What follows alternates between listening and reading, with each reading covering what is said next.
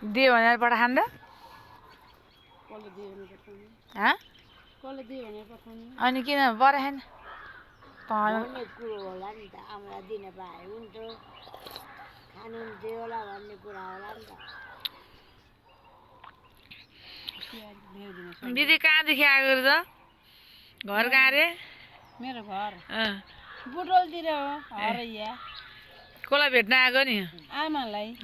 आमा यहाँ बिरामी भेट्न आएको बिमारी आमालाई भेट्न आएको दुई बेर त आएँ म भैरादेखि आएको भैरादेखि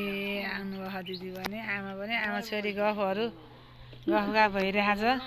हुन पर्यो नि गफ अब आमा छोरीको त हिजोको कुराले म हाँस उठेर यो मेरो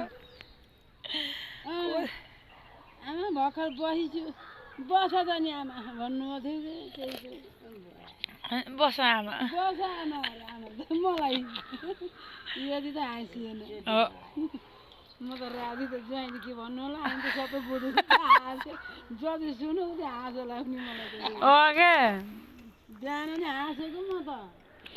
4:30 बजे नि हाँसेर बस्यो कि म सम्झेर कि त बस त नि आमा अरे कि मलाई त बसिछु आमा भन्ने मैले आमाले त बस आमा मलाई बराद्यो त गाह्रो छ बुढेसकाललाई गाह्रो छ आमा छोरीको भेट फेरि आउन पाएँ त्यही त आइसियुमा भेटेर पनि होस आएको थिएन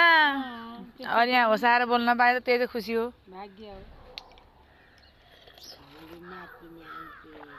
नातिनी आउने बाहिरबाट फेरि भेट्न आज शुक्रबार हो न भोलि आइपुग्छ बिहान झर्ने हो अरे 5 बजे 5 बजे झर्छु आमा छोरीको गफ 5 बजे झर्ने हो भैरादेखि आउनुभएको छ दिदी 5 बजे बिहानको भोलि बिहान त आज साँझ जाने हो म